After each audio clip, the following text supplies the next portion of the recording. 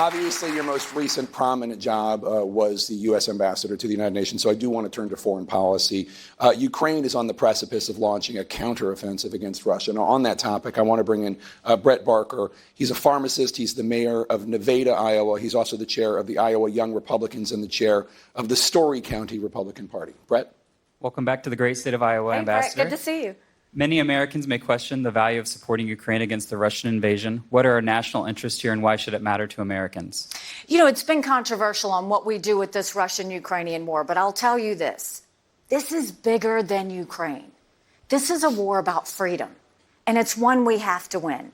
You look at those Ukrainians and what they do when Russia invaded their freedoms.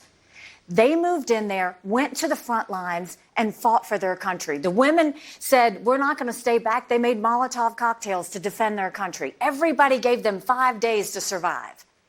But yet their passion and their will pushed them forward. What we have to understand is a win for Ukraine is a win for all of us, because tyrants tell us exactly what they're going to do. What we heard, China said they were going to take Hong Kong. They did it. Russia said they were going to invade Ukraine. We watched that happen. China says Taiwan's next. We better believe them. Russia said Poland and the Baltics are next. If that happens, we're looking at a world war.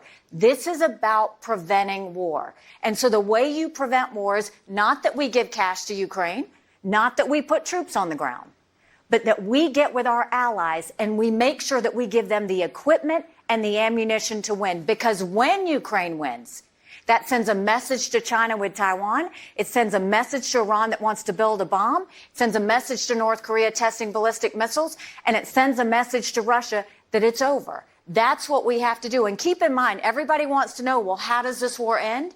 It would end in a day if Russia would pull out. If Ukraine pulls out, then we're all looking at a world war. So this is a real issue that distinguishes you from some of your opponents. Former President Trump has refused to say whether he believes Russia should win the war or if Putin is a war criminal. Florida Governor Ron DeSantis referred to Russia's invasion of Ukraine as a, quote, territorial dispute. What do you think of that? I think that that's a mistake that too many have made. That's exactly what got the Europeans in this position with Russia in the first place, is that they're too trustful. You can't be trustful of a regime that goes in and tries to take away people's freedoms. What we need to understand is that Ukraine has the ability to win, but we have to think bigger than that. And for them to sit there and say that this is a territorial dispute, that's just not the case. To say that we should stay neutral, it is in the best interest of America. It's in the best interest of our national security for Ukraine to win. We have to see this through. We have to finish it.